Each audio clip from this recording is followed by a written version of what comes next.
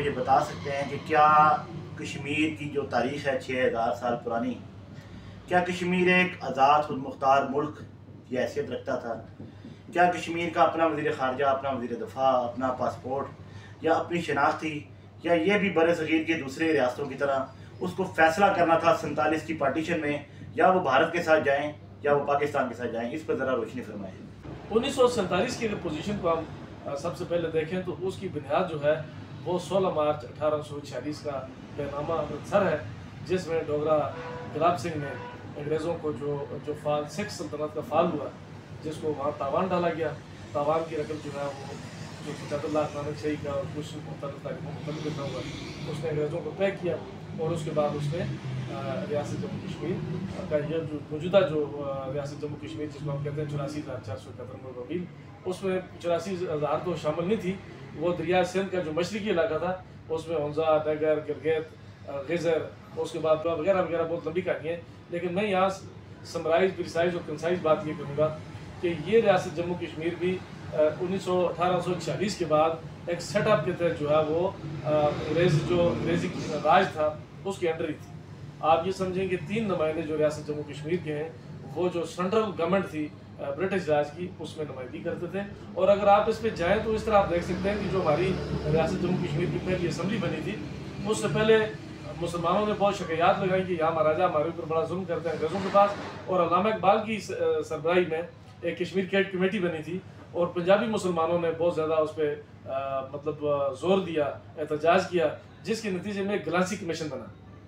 गलांसी commission की report के बाद कश्मीर में कुछ असलाहत हुई, रिफॉर्म्स आई और उसी के नतीजे में प्रजा सभा असम्बली बनी।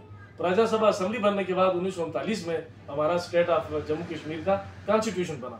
तो मैं आपसे ये अर्ज़ करता करूँगा कि 562 रियासतें जिस तरह थी इंडिया में, उसमें 562 रियासतों में रियासत जम्मू कश्मीर भी एक रियासत थी और उनकी पोजीशन जो है इस तरह जो ब्रिटिश रजीम थी या ब्रिटिश एम्पायर थी उससे बाहर की नहीं थी। फॉर एग्जांपल, चूँकि यहाँ लोग सवाल करेंगे कि वो कैसे अलग था, मैं आपको ये बात बताऊँ कि सबसे पहले गलांसी कमीशन के नतीजे में हमारा जो है ना वो असम्बली बनती है प्रजा सभा, उसके बाद हमारा आइन बनता है, हाई कोर्ट बनती है, वगैरह वगैरह। तो क्या जो सॉवरेन स्टेट होती है उसको बाहर से डिक्टेट किया जा सकता है? नंबर 1। नंबर 2 ये है कि प्रताप सिंह के दौर में 1885 में प्रताप सिंह को अंग्रेज़ों ने मुअत्तल कर दिया और उसकी जगह रियासत जम्मू कश्मीर के श्रीनगर में उन्होंने एक अपना रेजिडेंट जो बिठा दिया। रेजिडेंट कमिश्नर जो था उसने प्रताप सिंह को मुअत्तल करके, यानी 1885 से लेकर 1905 तक जो ये सस्पेंडेड रहा है प्रताप सिंह।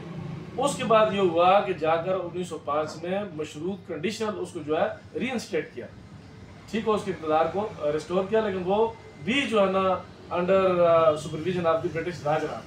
आप इसी तरह देखते जाएँ कि गिलगित बल्तिस्तान को उन्होंने ले लिया पट्टे पे।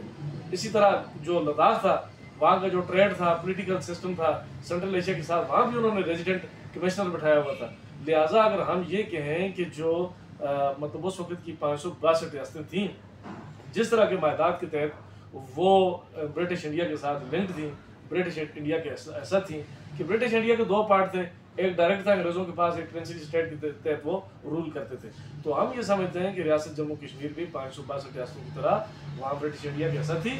वो कोई उन मानों में खुद मुख्तार स्टेट नहीं थी कि उनके बारे में ये बात कही जाए कि ये कोई ब्रिटिश इंडिया के पैरेलल या इक्वल कोई खुद मुख्तार मुल्क था कि जिसको जो है वो इस तरह कहा जाए कि इसका जो 3 जून प्लान है या इंडियन इंडिपेंडेंस एक्ट है, इससे कोई ताल्लुक नहीं है। जो फैसला हुआ 562 रियासतों का, एक